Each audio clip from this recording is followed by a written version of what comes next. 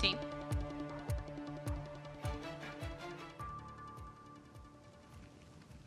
Mire, mucho se ha dicho alrededor de cuál será el costo que va a tener la educación en nuestro país alrededor de esta crisis por la pandemia, esta crisis del coronavirus.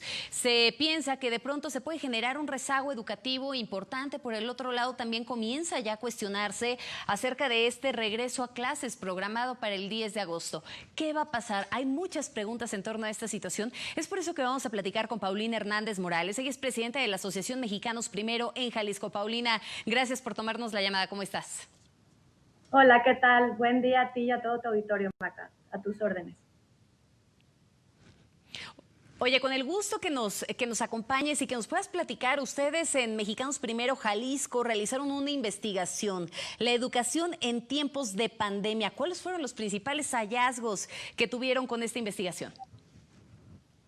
Bueno, primero comentarte en qué consiste esta investigación. Fue una investigación a raíz de todo lo que está pasando en torno a nuestra educación, ¿no? La educación ha tenido sus dificultades en materia de conectividad, en materia de la relación de los docentes con sus propios estudiantes y también de cómo las familias están llevando esta combinación de estar en casa y además ayudar y apoyar a los niños y a las niñas.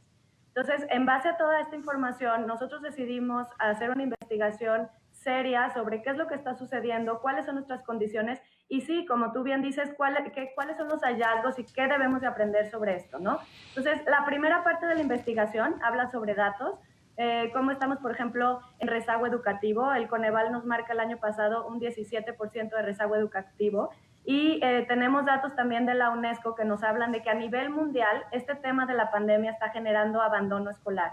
Es muy común que los jóvenes que están en secundaria o en educación media superior, que pasando este tema de estar en casa, decidan ya no volver a la escuela por varias razones. Una, porque a lo mejor es una tendencia que ya se viene dando en nuestro país, el abandono escolar en esta etapa de la vida, y sumado también a una crisis económica en la que va a favorecer que los jóvenes decidan entrar mejor al mercado laboral y ayudar así a su familia, ¿no? Eso por un lado.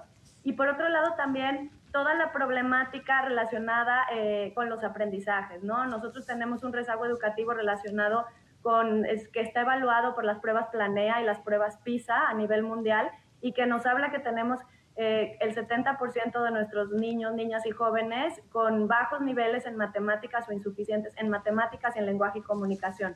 Y ahora sumado con el tema de estudiar y aprender en casa se hace todavía más complicado. Entonces, estos son datos de cómo está la condición. Hicimos investigación, hablamos con los docentes, con los directivos de las escuelas para ver también ellos cómo se sentían y analizar y tomar decisiones como gobierno, como sociedad civil, como familias, como comunidad, cómo apoyamos a este tema educativo y que no nos lleve a una brecha de desigualdad todavía más grande que la que ya existe en nuestro estado. Dentro de este análisis y de estos datos buenísimos que nos estás comentando justo en este momento, ¿de qué tamaño sería la brecha? Porque estamos hablando que en este momento está impactando el cierre de escuelas, en donde también se ha improvisado un modelo de aprendizaje, y digo improvisado porque realmente no estábamos preparados para una emergencia sanitaria como la que estamos viviendo en este momento. Se tuvo que improvisar a través de las nuevas tecnologías a medias, porque sabemos que no todas las familias cuentan, bueno, siquiera con una computadora en casa, y ya de internet ni siquiera hablamos, ¿no? Entonces, realmente, ¿cómo es que está impactando y de qué tamaño sería esta brecha? Mira, comentarte, por ejemplo, este tema que hablas de la conectividad es muy interesante. En Jalisco solamente 6 de cada 10 hogares tiene conexión a Internet. El 26% de los hogares en el área rural tienen conexión a Internet y en el área urbana más o menos el 66%. Entonces, eso hace muy complicada la conexión. Igual pasa lo mismo con la televisión, que si tienen un televisor digital, por ejemplo, en Jalisco tenemos datos del INEGI de 2018, que el 25% todavía no tienen una televisión. Ahora, ¿cuáles han sido las respuestas de las autoridades? Han sido respuestas, como tú bien dices, inmediatas.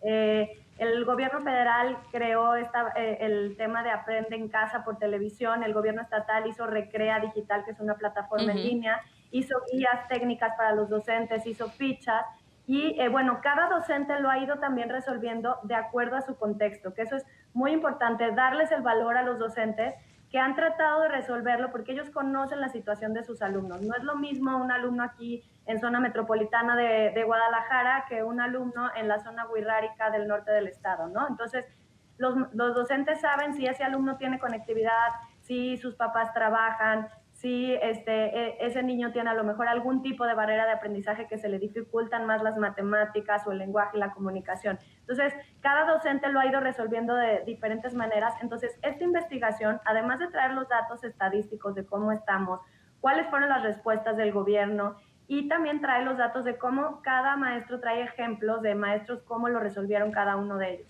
Y finalmente hay conclusiones generales que nosotros como asociación civil damos y que podrían dar lugar a nuevas políticas públicas o a nuevas maneras de manejar la educación ahora en tiempos de pandemia y en el futuro, ¿no? Porque ahorita es una pandemia, pero posteriormente puede ser cualquier otra cosa, ¿no? Entonces, la formación de los docentes tiene que ir hacia allá, hacia adaptarse, hacia contextualizarse y hacia aprender cómo dar una mejor atención educativa a los estudiantes del Estado.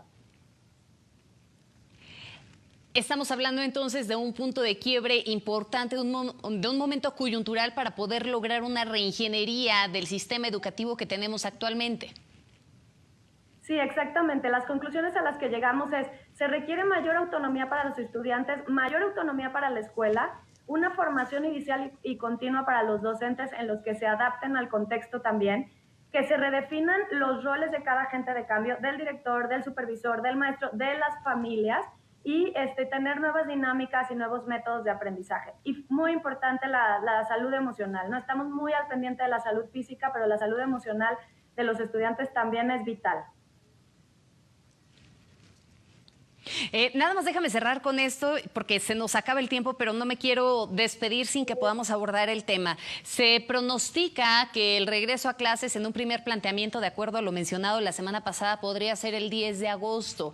Este 10 de agosto solamente bajo un esquema de poder checar en qué condiciones andan los alumnos, de poder realizar un diagnóstico. ¿Ustedes creen que sea oportuno el que se regrese a clases en esta fecha o muy probablemente terminará aplazándose y finalmente cuál va a ser el reto que en ese momento va a tener que enfrentar la Secretaría de Educación con el retorno a clases?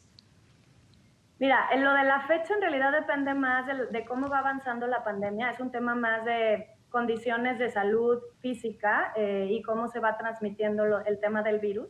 Pero sí la respuesta depende también de la educación, ¿no? ¿Cómo reaccionamos ante esto? Entonces, nosotros recomendamos una formación para los docentes que sepan cómo recibir grupos que a lo mejor tienen diferentes niveles de avance, ¿no?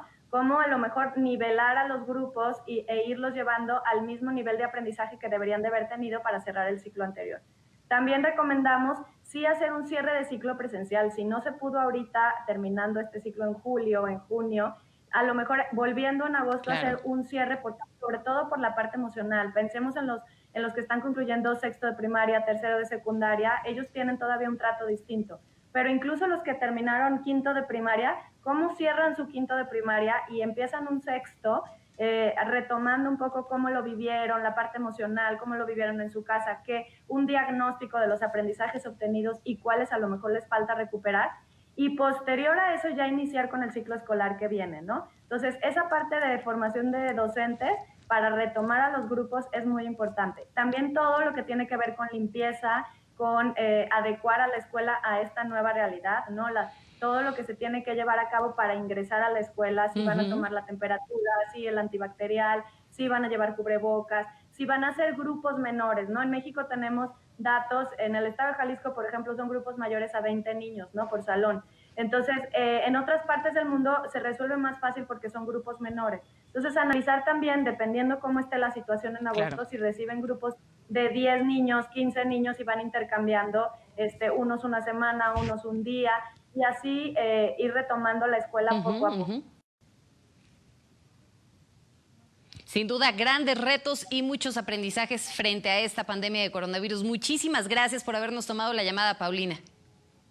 No, muchísimas gracias a ti, Magda, y a todo tu auditorio. Aquí estamos al pendiente.